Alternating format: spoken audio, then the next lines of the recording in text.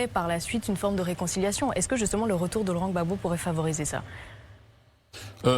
Personnellement, je n'y crois pas. Je n'y crois pas. Vous savez, moi, j'ai pas la langue de bois, hein, donc je suis pas un politicien, je veux dire, classique. Et je dis les choses telles que je les sens. Voilà, je dis les choses telles que je les sens. Quelqu'un qui allait dire la chose comme je pense que pour être réconcilié, il faut être dans une dynamique de réconciliation. Et on n'a pas à attendre que Laurent Gbagbo vienne en Côte d'Ivoire pour que le FPI soit réconcilié. Afi N'Guessan, depuis 7 ans maintenant, est le seul à parler de réconciliation au FPI. Est le seul qui a posé des actes concrets dans le sens de la réconciliation. Ni Simone, ni Gbagbo, ni qui que ce soit n'a posé de tels actes. Donc je ne comprends pas pourquoi l'arrivée de Gbagbo donc, devrait permettre cela, alors que ce n'est pas une question d'espace, c'est une question de volonté. Afi N'Guessan est quelqu'un de très positif par nature. Vous avez dit tout à l'heure c'est le seul. Vous avez précisé qu'il était le seul. Oui, non, dans sa dynamique d'œuvrer à la réconciliation. Voilà, je sais que quand Sangaré a perdu sa mère, il s'est rendu chez Sangaré, à son domicile. Quand Gbagbo a perdu sa mère, il s'est rendu à Gagnoa, il s'est rendu à Mama, il s'est rendu à Figayo. Donc il a toujours fait ce pas que les autres en face n'ont pas fait. Quand je vois par exemple un monsieur comme Gossio, qui a donné toute sa vie au FPI, quand il est décédé, on n'a pas vu ses camarades à son enterrement, à ses funérailles. Est-ce qu'on peut pousser la haine jusqu'à ce point, jusque dans la tombe? Je regrette cela. C'est pour ça que quand on vous entend parler de juste une guerre de positionnement, on a l'impression que vous êtes plus gentil. C'est plus profond que ça? Actuellement, on peut dire ça. Actuellement, on peut dire ça. On peut dire ça. Mais à la base, c'est d'abord une guerre de positionnement. Voilà, à laquelle Gbagbo lui-même n'était pas partie prenante. Mais aujourd'hui, de mon point de vue, il a pris fait et cause donc, pour la tendance dissidente. Comment? Allez-y. Non, je vous en prie. Comment vous voyez justement son retour quand vous dites qu'il a pris fait et cause pour la tendance dissidente, si vous devez schématiser ou donner le film de son retour, lorsqu'il arrive ayant pris fait et cause pour la tendance dissidente, comment il peut manœuvrer à son retour, à votre avis? C'est à lui qu'il faut poser la question. Moi, je ne sais pas. Ce que je sais, c'est que au FPI, nous sommes dans une dynamique de réconciliation nationale. Lorsqu'Afi N'Guessan est sorti de prison, rappelez-vous, il a proposé les États généraux de la République. C'était pour réconcilier les Ivoiriens. Et donc, la question de la réconciliation, pour moi, aujourd'hui, la réconciliation nationale prime sur la question de la réconciliation au sein du FPI. Pour moi, c'est vraiment un épiphénomène. Parce que tous les partis politiques sont divisés. Regardez aujourd'hui au PDCI. Le PDCI a été pratiquement vidé de sa substance par le RHDP. Tous les cadres sont partis au RHDP. Écoutez, les populations ne sont pas dupes. Et je pense que les populations ne vont pas faire confiance à des leaders politiques ou des partis politiques qui ne sont pas capables de s'entendre. Et donc, nous tous l'opposition, on paye cash notre désentente, notre désunion. C'est une réalité. C'est une réalité que nous payons cash aujourd'hui. Écoutez, ça fait 7-8 ans que le FPI se bat. On ne se bat pas pour conquérir le fauteuil présidentiel d'État, on se bat pour conquérir le fauteuil du FPI. C'est quoi le fauteuil du FPI par rapport au fauteuil présidentiel? Gbagbo Laurent a été secrétaire général du FPI, il a été président du FPI, président de la République. Et Gbagbo Laurent, 20 ans après, se bat avec Afi N'Guessan pour être président du FPI. Il y a quelque chose qui me chagrine. Pour l'instant, on n'a pas encore officiellement vu Laurent Gbagbo se battre avec Pascal Afi N'Guessan pour le fauteuil. C'est vous qui nous le dites. Eh bien, écoutez, si vous écoutez Assoadou, il vous dira que c'est Gbagbo Laurent qui est président du FPI. Gbagbo Laurent a signé un document avec Bédié, quand Bédié était à Bruxelles, Bédié est allé le voir en tant que président du FPI. Bédié, président du PDCI. Jusqu'ici, ça ne veut pas dire que Gbagbo avait fait des déclarations pour justement réclamer le siège. C'est vous qui ne vous sentez pas à l'aise en ce moment et n'êtes pas très serein. Gbagbo a-t-il déjà une fois dit qu'il désavouait Afi N'Guessan, Assoadou, lorsqu'Assoadou dit que c'est Gbagbo qui est le président du FPI? Gbagbo a-t-il une fois désavoué Assou-Adou lorsqu'Assou-Adou dit c'est lui le secrétaire général du FPI? Écoutez, en Côte d'Ivoire, les partis politiques ont une tutelle, c'est le ministère de l'Intérieur. Donc, légalement. Donc le ministère de l'Intérieur est la tutelle de tous les partis politiques. Et quand vous faites un congrès, vous déposez les actes constitutifs et les résolutions du congrès au ministère de l'Intérieur, qui vous reconnaît comme parti politique. Assou-Adou n'existe pas au ministère de l'Intérieur. Gbagbo n'existe pas au ministère de l'Intérieur en tant que président ou secrétaire général du FPI. Comment, franchement, je vous dis, je suis mal à l'aise quand je vois Assou-Adou qui a été ministre, qui est un intellectuel, qui est un médecin, se prévaloir du titre de secrétaire général alors qu'il ne l'est pas. Comment est-ce qu'on peut se prévaloir d'un titre qu'on n'a pas? Et après, reprocher au RHDP de ne pas respecter la Constitution, de ne pas respecter les lois de la Côte d'Ivoire. Mais le minimum, c'est déjà de respecter les textes qu'on s'est donnés au FPI. Mais quand vous n'êtes pas capable de faire ça, comment est-ce que vous pouvez reprocher au RHDP de ne pas respecter les textes? Et je ne sais pas comment il arrive à vivre avec cette forfaiture. C'est-à-dire que il faut une auto-éducation. Il faut que les gens comprennent que dans la démocratie, on se donne des règles. On n'est pas d'accord. Dans la démocratie, d'abord, on se rend compte qu'on n'est pas d'accord.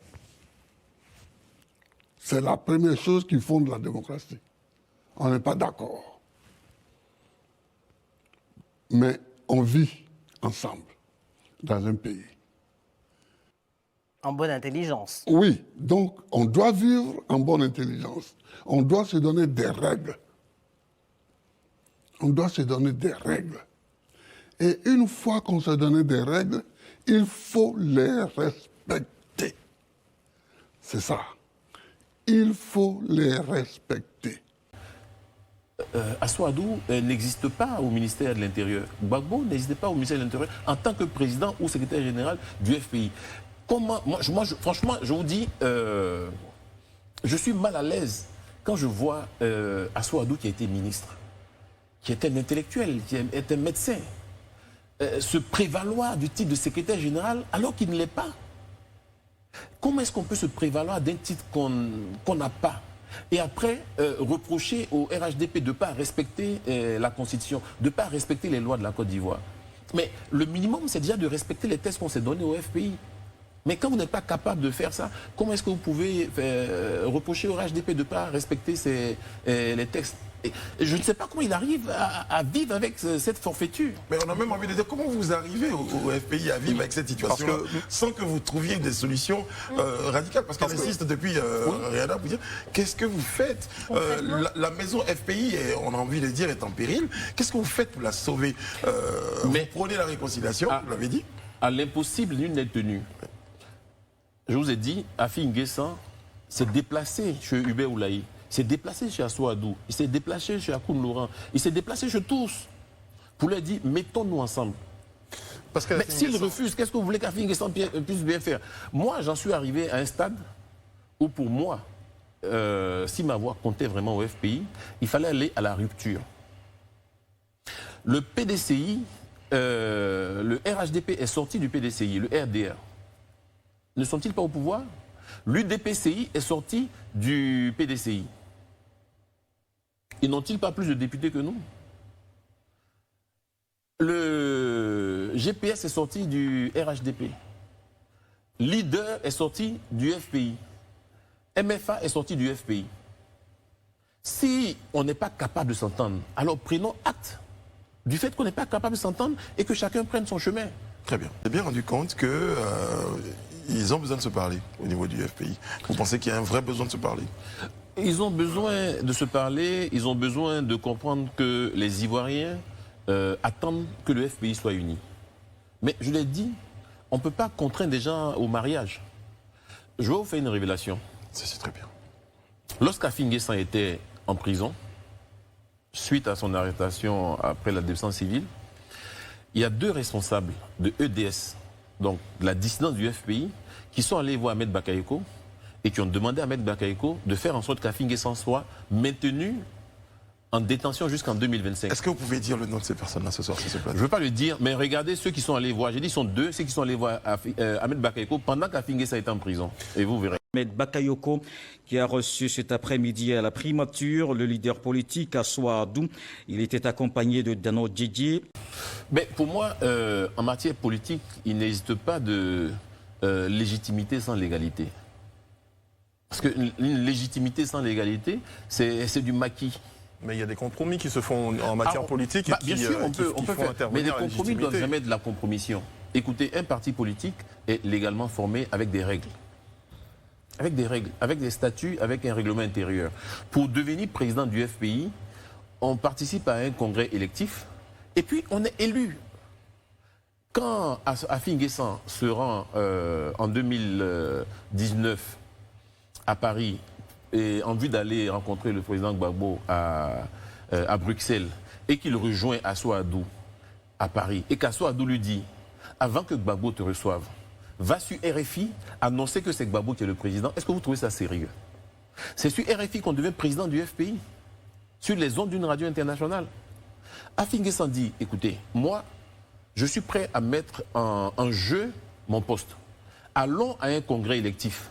Vous me battez et vous remettez le parti à qui vous voulez. C'est aussi simple. Vous êtes les majoritaires. Vous dites être majoritaire. Donc on va à un congrès. Moi, j'ai été élu à Afin N'Guessan en 2001, au cours d'un congrès à l'Hôtel Ivoire. J'organise un congrès au Palais des Sports de Trècheville en 2018. J'invite tout le monde à faire acte de candidature. Ils ne font pas acte de candidature, ils vont organiser une kermesse à Mama et ils appellent ça un congrès du FPI et ils disent on a élu Gbagbo à 96%. Est-ce que c'est sérieux? Est-ce que c'est digne du FPI ça?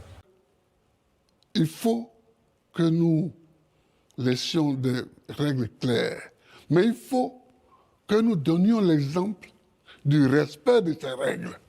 C'est surtout ça. Tout le monde a fait acte de candidature. Ils ne font pas acte de candidature, ils vont organiser une kermesse à Mama et ils appellent ça un congrès du FPI et ils disent on a élu Gbagbo à 96%. Est-ce que c'est sérieux? Est-ce que c'est digne du FPI ça? Oui, le FPI allait organiser un congrès sous une paillote à Mama dans des boîtes de Cérélac. C'est pas sérieux. Et donc, il est important, je le dis, que ces gens qui ont occupé de hauts postes en Côte d'Ivoire prennent conscience que la Côte d'Ivoire d'aujourd'hui n'est pas la Côte d'Ivoire d'hier ou d'avant-hier. On est obligé ou on est condamné à nous mettre ensemble pour être forts. Parce qu'aujourd'hui, le RHDP est un parti fort. Le PDCI a tout intérêt à ce que le FPI soit divisé.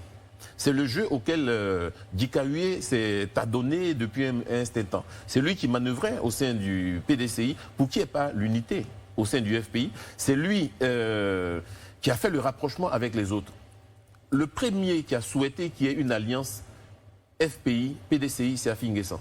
Il s'est rendu à Daoukro à 2 reprises et je l'accompagnais. Et